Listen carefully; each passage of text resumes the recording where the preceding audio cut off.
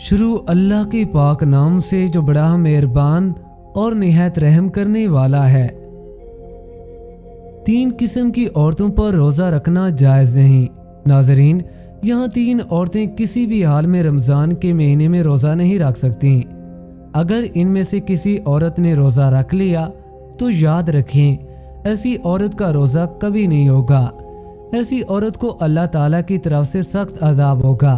ناظرین، روزے کی فرضیت کی 3 شرطیں ہیں: بالغ، ہوش و حواس اور عاقل ہونا، یعنی کہ روزے ایسے تمام مسلمان مرد اور عورت پر فرض ہیں جو عاقل ہو اور بالغ ہو، جو اپنے ہوش و حواس میں ہو، یعنی کہ جو پاگل اور دیوانہ نہ ہو۔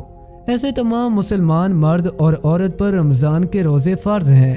اب اس کے علاوہ روزے کی فرضیت ادا کرنے کی 2 شرطیں ہیں: پہلی صحت مند اور تندرست ہونا، اور دوسری محکم ہونا، یعنی کہ بیمار آدمی اپنی بیماری کی حالت میں، مسافر اپنے سفر کی حالت میں روزہ چھوڑ سکتا ہے، یعنی کہ ان لوگوں کو رمضان کے مہینے میں روزہ چھوڑنے کی اجازت ہے۔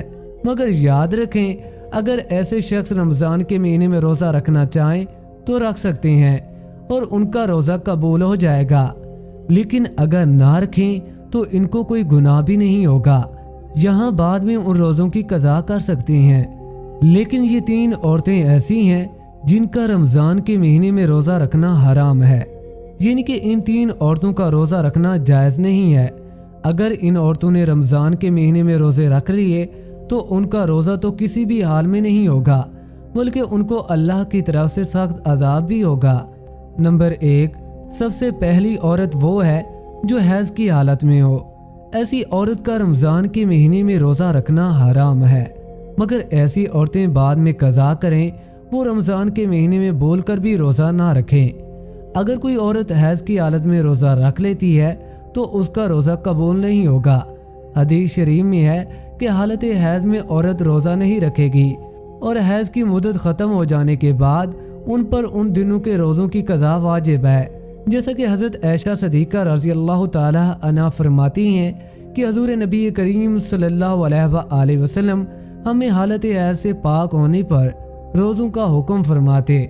اس کے علاوہ روزے کی حالت میں اگر مغرب سے پہلے کسی بھی وقت عورت کو حیض آ جائے تو اس کی وجہ سے روزہ فاسد ہو جائے گا، اور پاک ہونے کے بعد اس روزے کی قضا رکھنا لازم ہوگا۔ جو عورت حیض و نفاس کی حالت میں ہو اسے کھانا پینا چاہیے، یعنی کہ روزے داروں کی مشابہت کی وجہ سے تنہائی میں بھوکی پیاسی نہ رہے۔ البتہ اس کے برعکس اگر حیضہ عورت دن کا کچھ حصہ گزر جانے کے بعد پاک ہوگی تو اب دن کی بقیہ حصے میں کھانے پینے سے رکا رہنا چاہیے۔ نمبر 2، ناظرین، دوسری عورت وہ ہے جو نفاس کی حالت میں ہو۔ عورت کے لیے نفاس کے ایام میں نماز پڑھنا اور روزہ رکھنا شرعاً جائز نہیں، البتہ ان ایام کے روزوں کی قضا لازم ہے، نماز کی قضا نہیں۔ نفاس کتنے دن تک شمار ہوگا اور نماز روزے کی کب قضا لازم ہے، اس سلسلے کی تفصیل درج ذیل ہے۔ اگر کسی خاتون کی ہاں پہلی ولادت ہو اور نفاس کا خون 40 دن تک مکمل ہونے پر بھی بند نہ ہو تو اس صورت میں 40 دن تو نفاس کے شمار ہوں گے اور اس سے زائد ایام استحاضہ کے شمار ہوں گے۔ غسل کے بعد ان ایام کی ہر نماز کے وقت باوضو ہو کر نماز ادا کرنا لازم ہوگا، اور استحاضہ کے دوران عورت روزہ بھی رکھے گی، اور اگر نفاس کا خون 40 دن سے بڑھ جائے اور اس عورت کے ہاں پہلے بھی بچے کی ولادت ہوئی ہے تو اس صورت میں اس سے پہلے بچے کی ولادت کے موقع پر جتنے دن خون آنے کی عادت ہے اتنے دن کا خون نفاس شمار ہوگا، اور باقی بیماری کا خون شمار ہوگا۔ ان باقی دنوں میں رہ گئی نمازوں کی بھی قضا کرنی ہوگی، اور روزے جو چھوٹ گئے ہیں وہ بھی رکھنے ہوں گے، اور اگر خون 40 دن کے اندر بند ہو جاتا ہے تو مکمل ایام نفاس کے شمار ہوں گے۔ ان دنوں میں روزہ نہیں رکھے گی اور نماز بھی ادا نہیں کرے گی، تاہم روزوں کی بعد میں قضا کرنی ہوگی۔ نمبر 3، ناظرین، تیسری عورت ہے حاملہ۔ ناظرین، ایسی عورتوں کا رمضان کے مہینے میں روزہ رکھنا حرام تو نہیں ہے، لیکن ایسی عورتوں کو روزہ چھوڑنے کی اجازت ہے، یعنی کہ حمل والی اور اپنے بچوں کو دودھ پلانے والی عورتوں کو اگر اپنے روزے کی وجہ سے اپنی یا اپنے بچے کی جان کا خطرہ ہو تو ایسی عورتوں کو اجازت ہے کہ وہ روزہ نہ رکھیں۔ اگر حاملہ عورت کو زن غالب ہو کہ روزہ رکھنے کی صورت میں خود اس کی جان یا بچے کی جان کو خطرہ ہو سکتا ہے تو اس حالت میں روزہ چھوڑ سکتی ہے اور بعد میں قضا کرنا واجب ہے۔ لیکن اگر شوہر مالدار ہے، کوئی دودھ پلانے والی عورت رکھ سکتا ہے تو دودھ پلانے کی وجہ سے ماں کو روزہ چھوڑنا درست نہیں۔ البتہ اگر وہ بچہ ایسا ہے کہ سوائے اپنی ماں کے کسی کا دودھ نہیں پیتا ہے تو ایسے وقت ماں کو روزہ نہ رکھنا درست ہے اور بعد میں قضا کر لے۔ سیدنا عبداللہ بن عمر رضی اللہ تعالی عنہ سے حملہ کے بارے میں پوچھا گیا جسے اپنے بچے کے نقصان کا خطرہ ہے۔ فرمایا وہ روزہ چھوڑ دے، اس کے بدلے میں ایک مسکین کو ایک مد یعنی کہ تقریباً 90 کلو گرام گندم دے دے۔ ناظرین، اب آپ کو بتاتے ہیں کہ ایسی کون سی عورتیں ہیں جن کو رمضان کے مہینے میں روزہ چھوڑنے کی اجازت ہے۔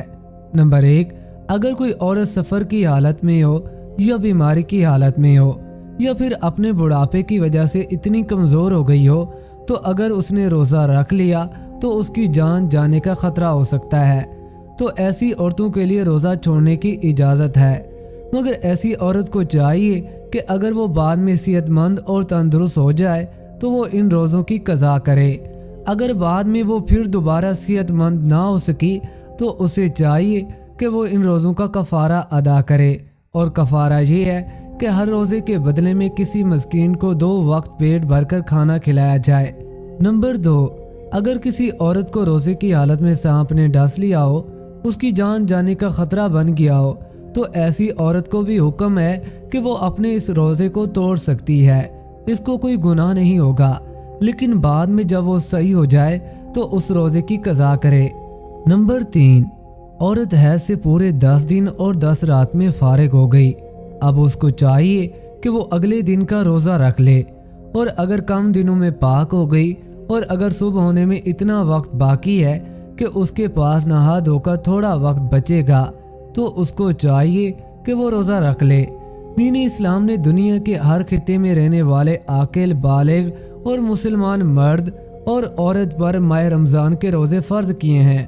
قرآن حکیم میں ارشاد ہے، رمضان کا مہینہ وہ ہے جس میں قرآن اتارا گیا، جو لوگوں کے لیے ہدایت ہے اور جس میں رہنمائی کرنے والی اور حق و باطل میں امتیاز کرنے والی واضح نشانیاں ہیں۔ بس تم میں سے جو کوئی اس مہینے کو پالے تو وہ اس کے روزے ضرور رکھے۔ فرض کی عدم ادائیگی قابل تعزیر ہے، لیکن اسلام چونکہ بطور دین سہل العمل ہے اس لیے اس میں جبر نہیں، جیسا کہ قرآن حکیم میں ارشاد باری تعالیٰ ہے، دین میں کوئی زبردستی نہیں۔ اس لیے سفر، بیماری اور خواتین کو حالت حمل وغیرہ میں روزہ رکھنے میں رعایت دی گئی ہے۔ اگر ان حالتوں میں روزہ نہ رکھا جائے تو ان کی ختم ہونے کی مدت کے بعد رمضان کے چھوڑے گئے روزوں کی قضا کرنا ضروری ہے۔ اللہ پاک ہمیں بہتر عمل کرنے کی توفیق عطا فرمائے اور نیکوکاروں میں شامل کرے، آمین ثم آمین۔ پیارے دوستو، اگر آپ کو یہ ویڈیو اچھی لگی ہو تو اسے لائک کیجیے گا اور اپنے دوستوں میں شیئر کیجیے گا تاکہ ہر نئی آنے والی ویڈیوز کا نوٹیفیکیشن آپ کو ملتا رہے۔